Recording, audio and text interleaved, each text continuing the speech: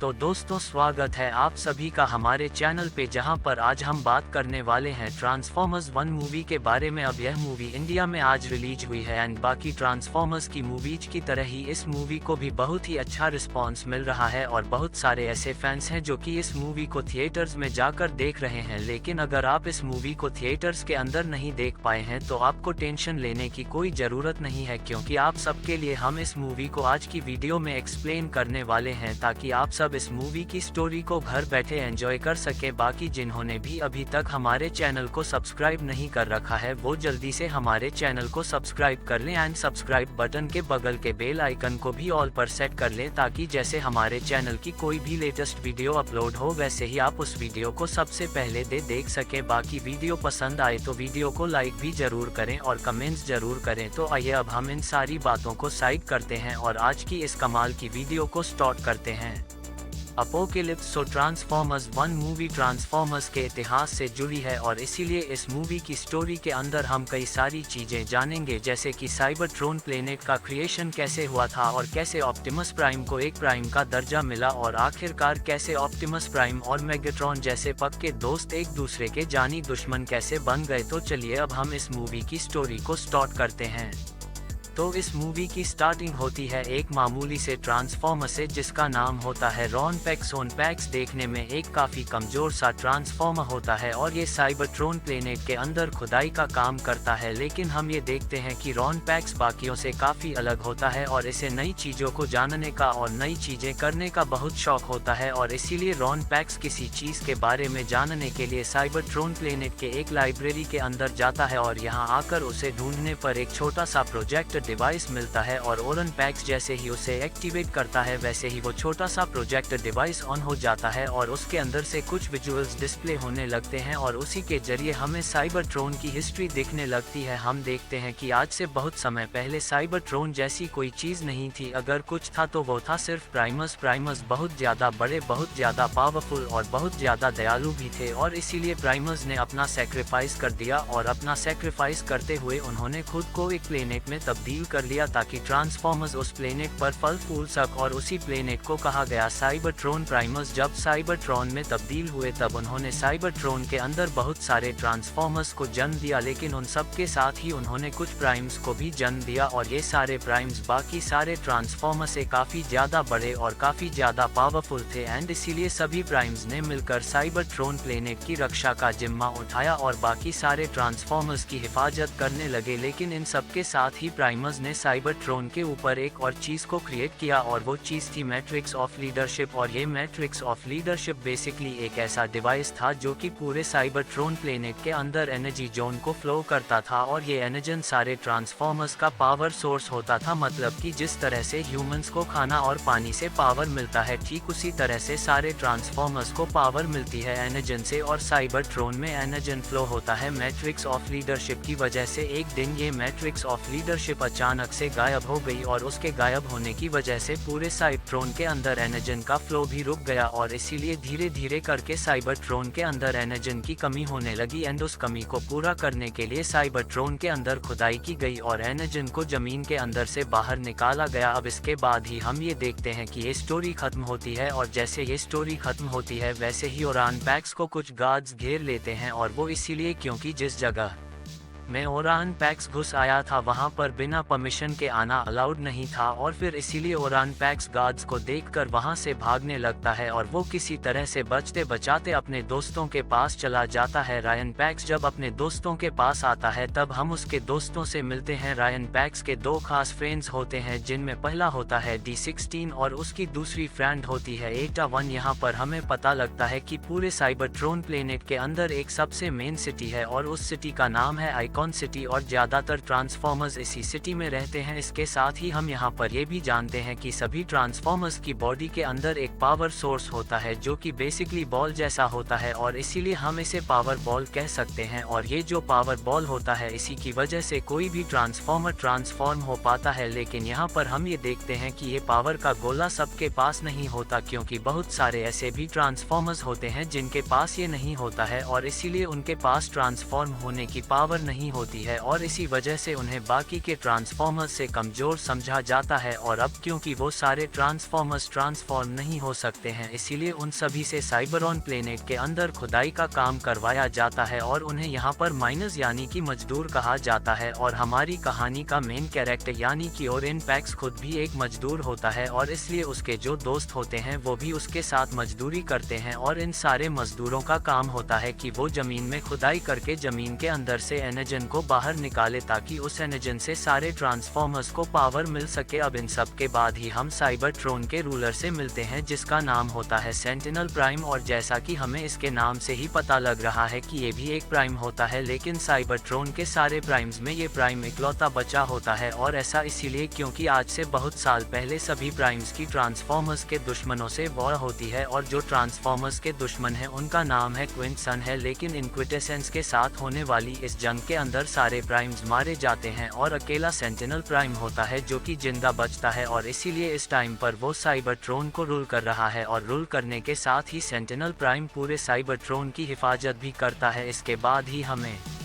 पता लगता है कि साइबरट्रॉन के जिस सिटी में सारे ट्रांसफॉर्मर्स रहते हैं यानी कि आइकॉन सिटी के अंदर, वहां पर एक बहुत ही बड़ा इवेंट होने जा रहा है जो इवेंट हर साल होता है। एंड इस इवेंट का नाम होता है आर्कन 5000, जिसके अंदर बहुत सारे ट्रांसफॉर्मर्स हिस्सा लेते हैं और एक दूसरे से रेस करते हैं। और इन सब में से एक जो कि रेस को जीतता है उससे विजेता माना जाता है। लेकिन यहाँ पर हमें पता लगता है कि इस इवेंट के अंदर से वही हिस्सा ले सकते हैं जिनके पास उनके पावर बॉल है, क्योंकि ये ऑफ कोर्स वही सारे ट्रांसफॉर्म हो सकते हैं, जिसका मतलब कोई भी माइनर यानी कि कोई भी मजदूर इस इवेंट के अंदर हिस्सा नहीं ले सकता है। लेकिन इस बार ये देखकर ओरेन पैक्स ये फैसला करता है कि वो इस इवेंट के अंदर भाग लेकर रहेगा और फिर इसके लिए वो अपने फ्रेंड D166 से कहता है कि हम दोनों को इस रेस इवेंट के अंदर हिस्सा लेना चाहिए। एंड अगर इस रेस इवेंट में हमने किसी एक ट्रांसफॉर्मर को भी पीछे छोड़ दिया यानी कि अगर इस इवेंट के अंदर हम सेकंड लास्ट भी आ गए तो इससे हम पूरे साइबरट्रॉन के अंदर इस बात को साबित कर देंगे कि हम सारे मजदूर ट्रांसफॉर्मर्स भी किसी काम के हैं, हम बेकार नहीं हैं। हालांकि ये सुनकर D16 उसे मना करता है, लेकिन ओरेन पैक्स जबरदस्ती उसे लेकर इवेंट में हिस्सा ले लेता है। अब इस इवेंट के अंदर वो दोनों काफी आगे आते हैं और रेस में एक टाइम तो ये दोनों सबसे आगे भी निकल जाते हैं, लेकिन फिनिशर लाइन के बहुत पास आकर ये दोनों काफी घायल हो जाते हैं और इसीलिए इनको छोड़कर बाकी सारे ट्रांसफॉर्मर्स रेस को पास कर लेते हैं और ये दोनों पूरी रेस में लास्ट आते हैं। लेकिन हम ये देखते हैं कि सेंटिनल प्राइम को ये सब देखकर बहुत अच्छा लगता है और फिर इसीलिए वो ओरेन पैक्स और D16 से पर्सनली मिलता है और उन्हें रेस में इतना बढ़िया परफॉर्म करने के लिए कांग्रेचुलेशन करता है। लेकिन हाँ, इसके कुछ टाइम बाद ही उनसे मिलने के लिए डार्कविंग आता है और ये डार्कविंग वो बंदा होता है जो कि सारे माइनर्स से खुदाई करवाता है। और इस डार्कविंग को ओरान और डी के ऊपर बहुत ज्यादा गुस्सा आता है क्योंकि उन्होंने माइनर्स होने के बावजूद भी रेस में हिस्सा लिया होता है और इसीलिए डार्कविंग उन दोनों को अंडरग्राउंड्स के अंदर बंद करवा देता है। अंडरग्राउंड्स के अंदर जब ओरेन पैक्स और डी कैद होते हैं तब वहीं पर ही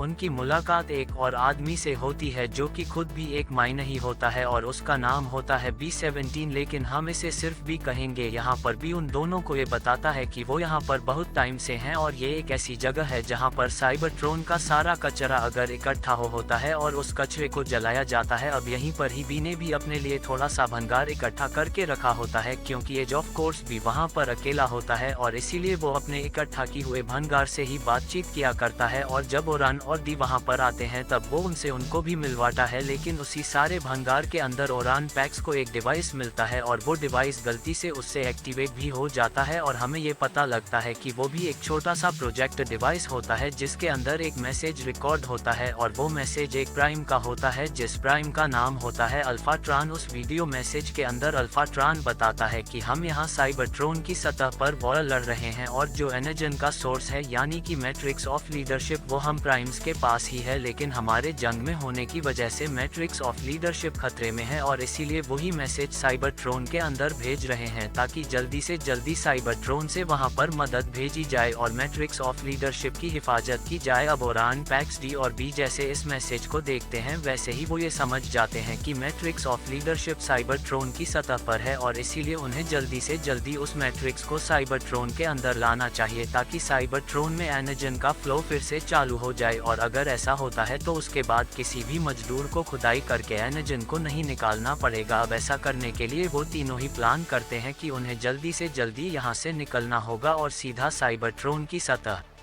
पर जाना होगा। अब इसके लिए बी ओरान पैक्स और डी को ये बताता है कि यहाँ नीचे से एक ट्रेन है जो कि साइबरट्रॉन की सतह तक जाती है और उस ट्रेन के अंदर यहाँ से बहुत सारा कचरा ले जाया जाता है। बी को ये तो नहीं पता होता कि ऐसा क्यों किया जाता है, लेकिन वो ओरान पैक्स और डी से कहता है कि अगर हमें यहाँ से निकलकर साइबरट्रॉन की सतह पर जाना है तो हम उस ट्रेन से यहाँ से निकल सकते हैं। अब ऐसा करने के लिए वो तीनों उस ट्रेन के अंदर छुप जाते हैं, लेकिन उन तीनों को ट्रेन में छुपते हुए ओरान के दोस्त देख लेती है, यानी कि एलिटा 1। और ऐसा इसीलिए क्योंकि वो ट्रेन के अंदर लोडिंग कर वही होती है और जब वो उन तीनों को ट्रेन के अंदर छुपते हुए देखती है तब वो उन तीनों को ट्रेन के अंदर पकड़ने जाती है ताकि उन तीनों को पकड़वाकर वो अपना प्रमोशन ले सके। लेकिन जैसे ही वो उनको पकड़ने ट्रेन के अंदर जाती है वैसे ही ट्रेन के डब्बे बंद हो जाते हैं और ट्रेन स्टार्ट हो जाती है और वो चारों ट्रेन के जरिए सीधा साइबरट्रॉन की सतह तक आते हैं। और सतह पर आने पर वो लोग ट्रेन के ऊपर से ढक्कन खोलते हैं और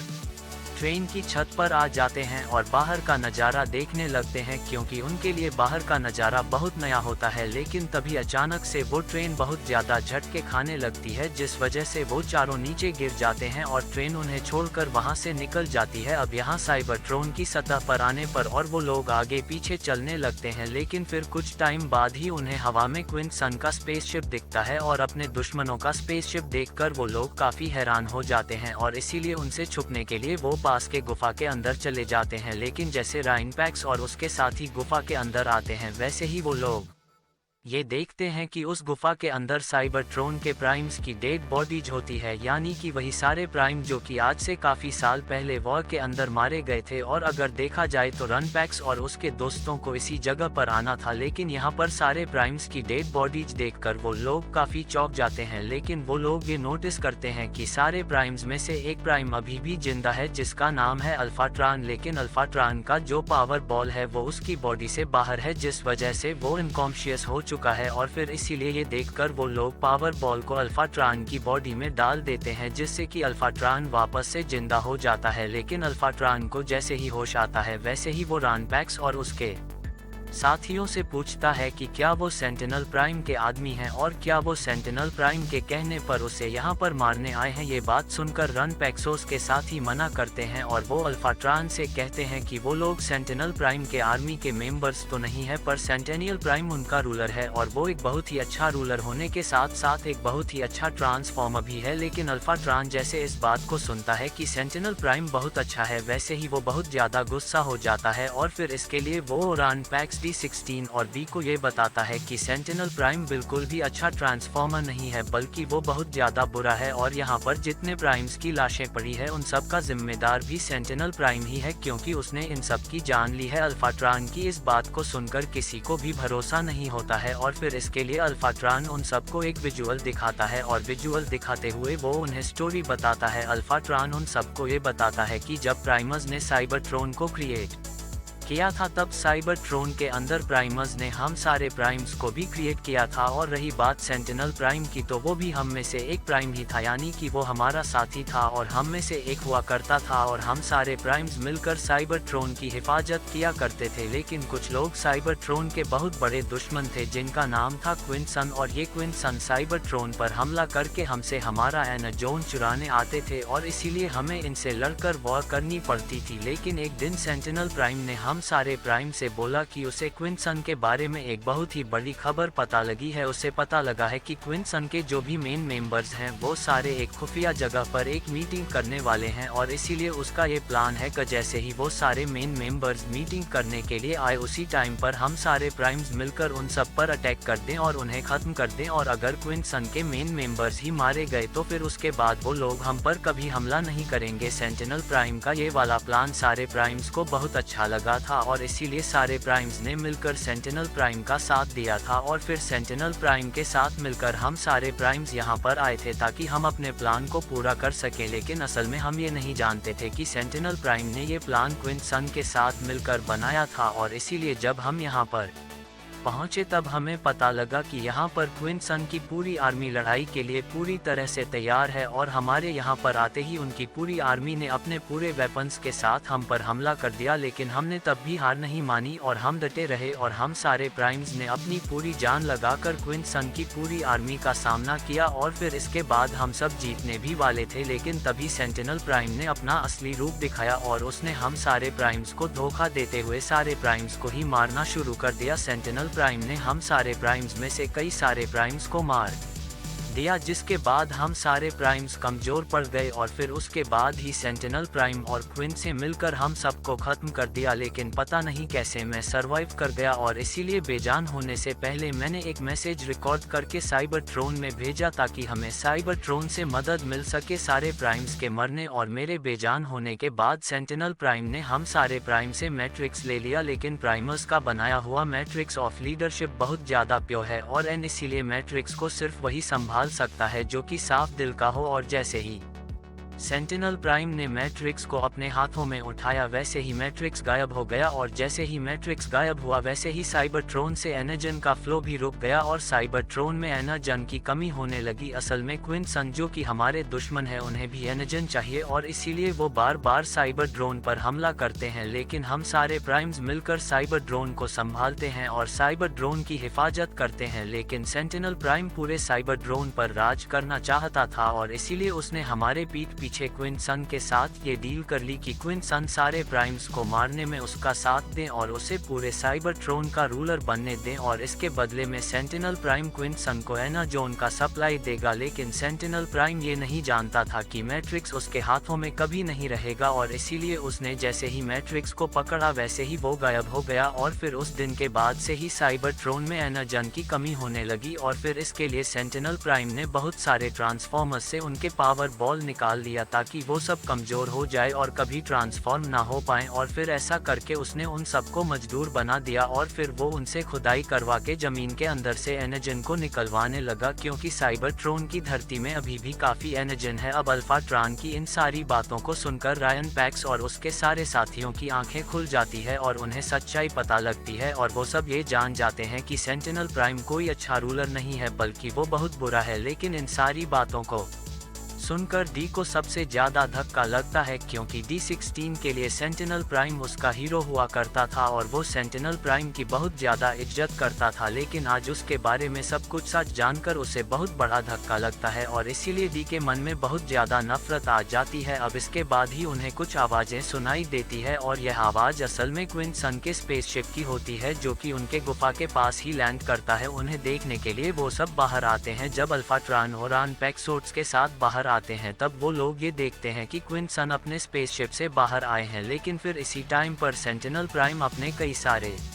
ट्रांसफॉर्मर्स के साथ उनके पास आता है और वो क्विन सन के सामने सर झुकाता है और सिर्फ ये नहीं बल्कि वो उन्हें बहुत सारा एनर्जन भी देता है और ये वही सारा एनर्जन होता है जिससे राडन पैक्स और उसके सारे साथियों ने खुदाई करके निकाला होता है। और ये सब देखकर उन्हें ये यकीन हो जाता है कि अल्फाट्रॉन ने जो भी बताया वो सारी बातें सच है। हालांकि इसी टाइम पर हम ये भी नोटिस करते हैं कि सेंटिनल प्राइम की आर्मी की एक मेंबर उन सबको नोटिस कर लेती है। जब वो सेंटिनल प्राइम के साथ वापस आ रही होती है तब वो उस बारे में उसे बताती है, जो सुनकर सेंटिनल प्राइम उससे कहता है कि वहां पर जो भी है उसे जाकर खत्म कर दो। इधर दूसरी तरफ हम ये देखते हैं कि अल्फाट्रॉन सभी को पावर्स देने की बात करता है और उसके आसपास जितने भी प्राइम्स मर चुके होते हैं वो अपनी पावर से उन सब की पावर बॉल बाहर निकालता है और उन चारों बॉल्स को राइन पैक्स D16 B127 और एलिटा 1 चारों की बॉडी में डाल देता है, जिससे कि वो लोग पहले से काफी पावरफुल हो जाते हैं और उनके पास भी ट्रांसफॉर्म होने की पावर्स आ जाती है। इसके बाद ही उन्हें पता लगता है कि उन पर हमला हो चुका है और सेंटिनल प्राइम के ट्रांसफॉर्मर उन्हें मारने आ गए हैं और फिर इसके लिए अल्फाट्रॉन उन चारों कहता है कि यहाँ पर पास में साइबर ड्रोन के अंदर जाने का रास्ता है, इसलिए वो लोग जल्दी से उस रास्ते से वहाँ पर जाएं और साइबर ड्रोन जाकर सभी को सेंटिनल प्राइम की सच्चाई बताएं। और रही बात यहाँ पर इन सारे दुश्मनों की, तो उन सबको वो संभाल कर रखेगा। अब इन सब के बाद ही अल्फाट्रॉन उन सबको वहाँ से भेज देता है। वो अकेला ही सेंटिनल प्राइम के आर्मी के मेंबर से फाइट करने लगता है, लेकिन अब क्योंकि वो पहले से काफी कमजोर हो चुका होता है, इसीलिए वो लोग अल्फाट्रॉन को पकड़ लेते हैं और उसे लेकर सीधा सेंटिनल प्राइम के पास जाते हैं, जहां पर सेंटिनल प्राइम अल्फाट्रॉन को मार देता है। इधर दूसरी तरफ हम ये देखते हैं कि जब ओरान पैक्स और उसके साथी आयोकन सिटी के अंदर आ रहे होते हैं, तब रास्ते में ही कोई उन पर हमला कर देता है, जिस हमले की वजह से वो सब बेहोश हो जाते हैं। और जब उनकी आंखें खुलती है तब वो लोग ये देखते हैं कि उन्हें यहाँ पर स्टार स्क्रीम के ट्रांसफॉर्मर्स उठा कर लाए हैं। यहाँ पर स्टार स्क्रीम और उसके आदमियों से मिलकर उन्हें ये पता लगता है कि वो सब साइबरट्रॉन के रखवाले हुआ करते थे, लेकिन जब उन्होंने ये देखा कि सेंटिनल प्राइम ने सारे प्राइम्स को धोखा दे दिया और उसकी वजह से सारे प्राइम्स मारे गए, तब उसके बाद उन सब ने भी साइबरट्रॉन छोड़ दिया और तब उन्होंने भी साइबरट्रॉन के दूसरे हिस्सों में आना शुरू कर दिया और वो लोग भी सेंटिनल प्राइम से बचने लगे, क्योंकि सेंटिनल प्राइम ने उन्हें भजान से मारने के ऑर्डर्स दे दिए थे। अब वहां पर उन सब की बात सुनकर ओरान पैक्स और उसके साथियों को ये पता लगता है कि वो लोग भी सेंटिनल प्राइम के दुश्मन ही है और इसलिए उन लोगों को साथ में हाथ मिला लेना चाहिए। लेकिन यहाँ पर हम ये देखते हैं कि जो डी होता है वो बहुत ज्यादा गुस्सा होता है और वो स्टार स्क्रीम और उसके सारे पहरेदार को बहुत ज्यादा कमजोर और बुजदिल बताता है। ये सुनकर स्टार स्क्रीम को बहुत ज्यादा गुस्सा आता है, क्योंकि वो सारे पहरेदारों का लीडर होता है और फिर इसके लिए वो डी पर हमला करता है, जिसके बाद डी और उसके बीच में लड़ाई होती है, लेकिन डी स्टार स्क्रीम को हरा देता है और फिर वो सारे पहरेदार को अपनी तरफ कर लेता है और फिर वो सबसे कहता है कि अब वो लोग सेंटिनल प्राइम पर हमला करके उसे खत्म करेंगे। पर इतने में हम ये देखते हैं कि सेंटिनल प्राइम के आदमी उन्हें ढूंढ लेते हैं और उनकी पूरी आर्मी उन पर हमला कर देती है, जिसके बाद वो लोग बहुत सारे पहरेदार को, स्टार स्क्रीम को, डी को और बी को उठा कर ले जाते हैं। और जब वो लोग चले जाते हैं तब उसके बाद ही हमें पता लगता है कि ओरान पैक्स, एलिटा 1 और अभी भी कुछ ऐसे पहरेदार हैं जो कि बच गए हैं और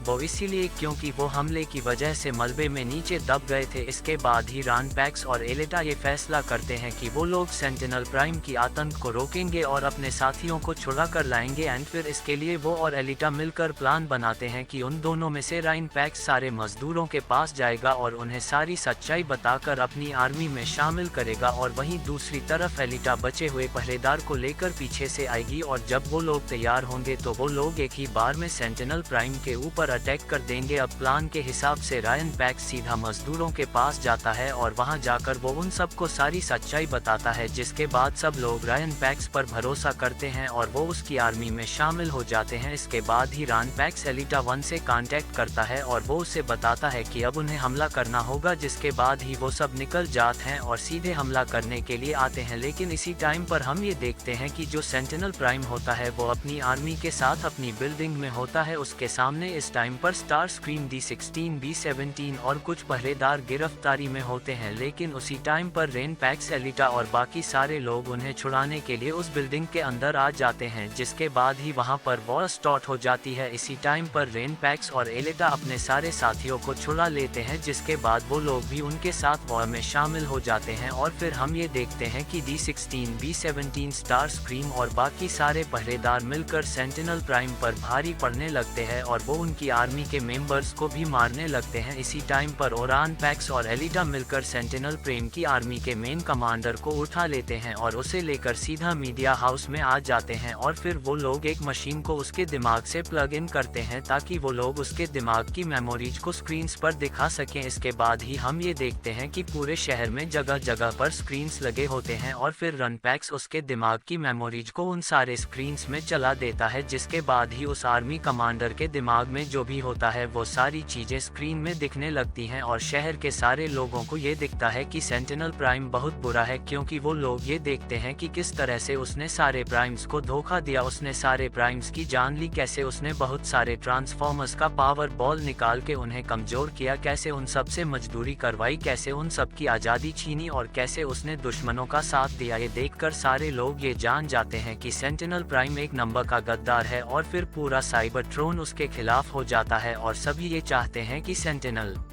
प्राइम को मार दिया जाए। इसके बाद ही रायन पैक्स और एलिटा सीधा अपने दोस्तों के पास आते हैं, यानी कि उसी जगह पर जहां पर लड़ाई चल रही होती है। लेकिन यहां पर हम ये देखते हैं कि D16 बहुत ज्यादा गुस्सा हो जाता है, जिस वजह से उसकी पावर्स बढ़ जाती है और फिर इसीलिए वो सेंटिनल प्राइम को मार कर उसे बहुत कमजोर कर देता है और अपने हाथ को बंदूक बना अगर उसे मारने वाला होता है। लेकिन फिर तभी रायन पैक्स वहां पर आता है और वो उसे रोक देता है और फिर वो अपने दोस्त D16 से ये कहता है कि अगर उसने यहाँ पर सेंटिनल प्राइम को मार दिया तो उसमें और सेंटिनल प्राइम में कोई अंतर नहीं रह जाएगा। लेकिन हम ये देखते हैं कि D16 उसकी बात नहीं मानता है और वो रायन पैक्स को साइड करके सेंटिनल प्राइम पर फायरिंग कर देता है। लेकिन फायरिंग होते और रायन पैक्स उसकी फायरिंग के आगे आ जाता है, जिस वजह से सेंटिनल प्राइम तो बच जाता है, लेकिन रायन पैक्स बहुत ज्यादा घायल हो जाता है और मरने की हालत में आ जाता है और घायल होने की वजह से वो बगल की सीधा खाई में गिरने वाला होता है। लेकिन तभी D16 उसका हाथ पकड़ लेता है और वो उससे कहता है कि उसने ऐसा क्यों किया। लेकिन उसी टाइम पर अचानक से हम ये देखते हैं कि D16 का गुस्सा और उसकी हेट्रेड उस पर हावी हो जाती है और इसी वजह से वो अपने दोस्त और एनपैक से कहता है कि वो आज यहाँ पर उसे नहीं बचाएगा और फिर यह बोलकर वो उसका हाथ छोड़ देता है और उसे खाई में गिरने देता है। और फिर उसके बाद ही D16 सीधा सेंटिनल प्राइम को पकड़ता है और उसे बीच से फाड़कर उसके दो हिस्से कर देता है, जिससे कि सेंटिनल प्राइम खत्म हो जाता है। लेकिन हम ये देखते हैं कि D16 अभी भी रुकता नहीं है और वो सेंटिनल प्राइम की आर्मी को भी मारने लगता है। लेकिन D16 ये भूल जाता है कि ये साइबरट्रॉन की वो आर्मी है जो कि सेंटिनल प्राइम को सिर्फ इसीलिए फॉलो कर रही थी क्योंकि वो साइबरट्रॉन का रूलर था। लेकिन D16 इस बात को समझता नहीं है और वो उन्हें भी मारने लगता है। वो ये भी बोलता है कि आज वो उन सबको भी खत्म कर देगा जो कि सेंटिनल प्राइम को हीरो मानते थे। इधर दूसरी तरफ हम ये देखते हैं कि रायन पैक्स जिस खाई से नीचे गिर रहा होता है, उस खाई से गिरते हुए वो सीधा साइबरट्रॉन के कोर में आ जाता है और कोर में आने के बाद वो एक पावर से मिलता है, जो पावर असल में प्राइमर्स होते हैं और यहाँ पर प्राइमर्स और एनपैक्स को ठीक कर देते हैं और वो उसके सेक्रीफाइस को देखते हुए उसे प्राइम भी बनाते हैं और वो उसे नया नाम देते हैं जो नाम होता है ऑप्टिमस प्राइम। और सिर्फ यही नहीं बल्कि इसके साथ ही प्राइमर्स ऑप्टिमस प्राइम को मैट्रिक्स ऑफ लीडरशिप भी देते हैं और वो ऑप्टिमस प्राइम से कहते हैं कि अब से वही साइबरट्रॉन की नई उम्मीद है। इसके बाद ही Optimus Prime Matrix of Leadership और इस नई पावर के साथ सीधा ऊपर आता है और ऊपर आकर वो D16 को तबाही मचाने से रोकता है। लेकिन यहीं पर हम ये भी देखते हैं कि D16 भी अपना नाम बदल लेता है और वो खुद का नाम रखता है मेगाट्रॉन और फिर यहीं पर ही एनपैक्स बनता है ऑप्टिमस प्राइम और D16 बनता है मैट्रन। और अब क्योंकि उन दोनों की आइडियोलॉजी एक दूसरे से अलग होती है इसलिए उन दोनों की आपस में फाइट होती है, लेकिन इस फाइट के अंदर ऑप्टिमस प्राइम मेगाट्रॉन को हरा देता है और वो उसे साइबरट्रॉन से बाहर निकलने के लिए कहता है। और अब क्योंकि कुछ पहरेदार मेगाट्रॉन का साथ दे रहे थे इसीलिए वो मेगाट्रॉन को उन सबको साथ ले जाने के लिए कहता है, जिसके बाद ही मेगाट्रॉन उन सबको लेकर वहां से निकल जाता है। इसके बाद ही Optimus Prime Matrix of Leadership को फिर से स्थापित करता है, जिसके बाद ही मैट्रिक्स की वजह से पूरे साइबरट्रॉन के अंदर एक बार फिर से एनर्जी फ्लो होने लगता है और इसके साथ मैट्रिक्स के अंदर से बहुत सारे पावर बॉल्स निकलते हैं और फिर उन सभी ट्रांसफॉर्मर्स को भी पावर बॉल मिलता है जिनसे पावर बॉल छीन लिया गया था। जिसके बाद ही हम ये देखते हैं कि साइबरट्रॉन के सारे ट्रांसफॉर्मर्स के अंदर ट्रांसफॉर्म होने की पावर्स आ जाती है और फिर इसीलिए ऑप्टिमस प्राइम उन सबको नाम देता है ऑटोबोट्स। और फिर इसके बाद ऑप्टिमस प्राइम साइबरट्रॉन का नया प्राइम बनता है और वो साइबरट्रॉन की हिफाजत करने का जिम्मा उठाता है। लेकिन यहीं पर हम ये देखते हैं कि दो पक्के दोस्त एक दूसरे के